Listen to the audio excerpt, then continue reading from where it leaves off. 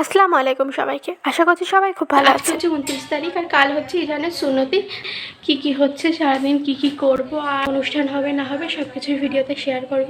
রান্না হচ্ছে ফিরনি, তার জন্য এখানে কাজু বাটা, এখানে চাল ভিজিয়ে বাটা, এখানে কেশর আছে। ইজান ক্ষীর খাবে না, ইজান ফিরনি খাবে, তোর জন্যই ফিরনি রান্না হচ্ছে।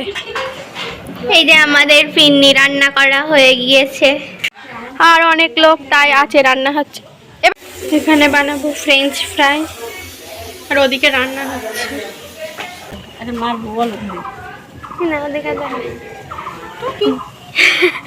এখানে ডিম আলু হবে, চিকেন হবে আর এখানে প্রেসার কুকারে ডাল হচ্ছে আর ফ্রেঞ্চ ফ্রাই হবে। ওদিকে ফিরনি করা হয়ে গিয়েছে। এগুলো ইসানের নান্নানরা নিয়ে এসেছি ইসানের চান করার জন্য। আমাদের একটা গেস্ট, উনি মেহেন্দি করবে বলছিলেন, আমি মেহেন্দি করাবো বলে মেহেন্দিটা বার করেছিলাম। উনি নিরামিষ খান, তো ওনার জন্য আলাদা করে রান্না হচ্ছে। এখন খাচ্ছি আইসক্রিম।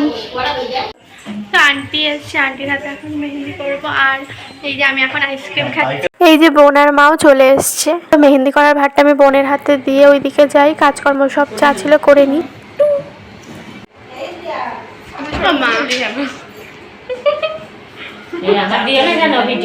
ঠিক আছে, রেডি হবো, এই শাড়িটা পরবো আর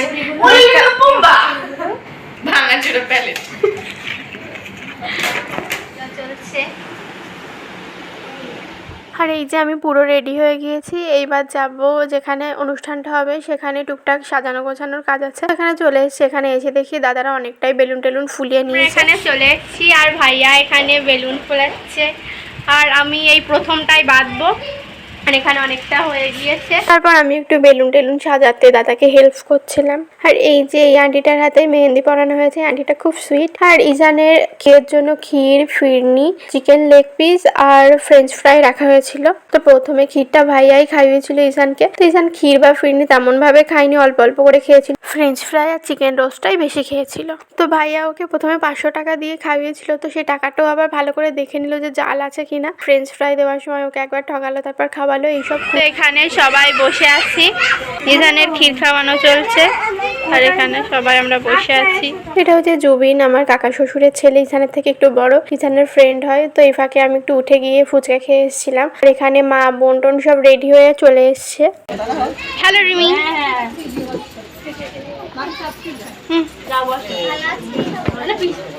মায়েরা আসার পরে মা ওকে ক্ষীর খাইয়েছিল আর মা ওর জন্য একটা সিলভারের আংটি নিয়ে এসে সেটাই মা ওকে পরিয়ে দিয়েছে। একে সব গেস্টরাই তখন প্রায় চলে এসেছিল। আর আশা করছি তোমরা একে চেনো, বংজেবা, তো আমাদের রিলেটিভ হয়, ও এসেছিল। তো আমার বরকে তো কোনোভাবে ভিডিওই পাওয়া যায় না, পাওয়া গেলেও ঝগড়াঝাটি হতে থাকে, ও ভিডিও মোটেও আসতে চায় না। তো অনেক কষ্টে ভিডিওটা এসেছিল। তো যাই হোক, আমরা সবাই মিলে একসাথে বসে গল্প করছিলাম, মজা খুনসুটি এসব করতে করতে অনেকক্ষণ সময় কেটে গিয়েছিল। এই বাইরের দিকটায় অনেক গেস্টরা বসেছিল, কিছু গেস্ট খাচ্ছিল। আমি সবার সাথে এসে একটু কথা টথা বললাম। আর এইগুলো হচ্ছে ইজানের গিফট, পরে আনবক্সিং করে দেখাবো। আর আমার হাতের ব্যাগটা ইজানের সিলভার গোল্ডের জুয়েলারি আর ক্যাশগুলো আছে। তো এখন বাড়িতে চলে এসেছি, অবস্থা তো খুব খারাপ। তো এখন চেঞ্জ করে আবার যাবো। চেঞ্জ করে এসে তারপরে আমরা খাওয়া দাওয়া করেছিলাম। মেনুতে ছিল ডিমের টেবিল, নানপুরি, চানা মটর, চিকেন বিরিয়ানি, চিকেন চাপ, চাটনি, পাঁপড়, রসগোল্লা, ক্যাম্পার, হজমোলা। আর খাবারগুলো খেতে হয়েছিল অসাধারণ সুন্দর।